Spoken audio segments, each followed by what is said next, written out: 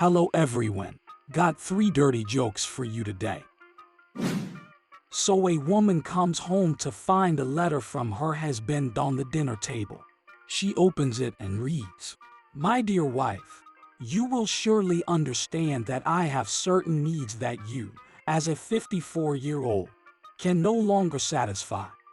I'm very happy with you and I value you as a good wife. However, after reading this letter, I hope you will not wrongly interpret the fact that I will be spending the evening with my 18-year-old secretary at the Comfort Inn. Please don't be upset. I shall be back before midnight."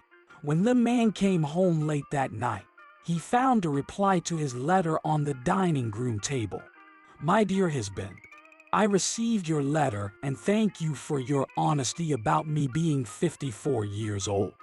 I would like to take this opportunity to remind you that you are also 54 years old.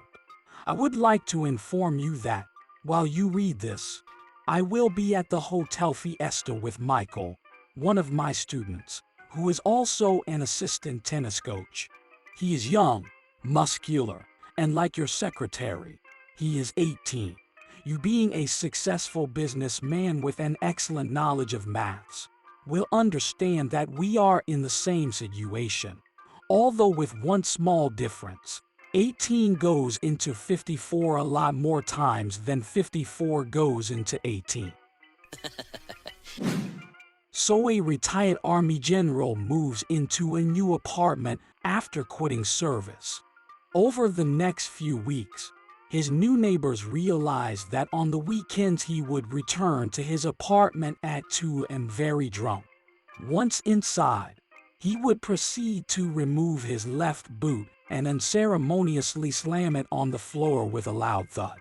Then, as if trying to outdo himself, he would remove his right boot and slam it on the floor with even more force, causing a thunderous bang that reverberated throughout the building. The poor neighbors, many of whom had young children, were consistently being woken up by this cacophony.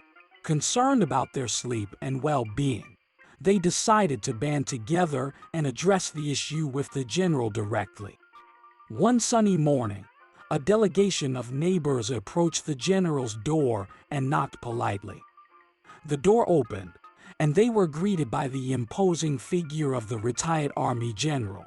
"Mr. General, sir, we want to start by expressing our gratitude for your dedicated service to our country, and we are honored to have you living among us," the neighbors began.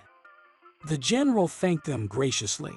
They continued, "Sir, we understand that your years of service must have taken a toll on you, and we want nothing more than for you to enjoy a peaceful retirement. However, we kindly ask if you could please refrain from slamming your boots on the floor in the middle of the night when you return home on weekends. It's disrupting our sleep and causing quite a commotion." The general, surprised and apologetic, responded, "Oh, I didn't realize my actions were causing such distress. I'm truly sorry for the inconvenience I've caused, and I promise it won't happen again." The neighbors thanked him and went back to their homes, hopeful that the issue had been resolved. The following weekend, the general came home intoxicated once more. As he sat on his bed, he remembered the conversation he had with his neighbors. He removed his left boot and slammed it on the floor. But as he held his right boot in hand, a moment of clarity struck him. "Wait a minute. This is what they were talking about, isn't it?" he muttered to himself in his drunken haze.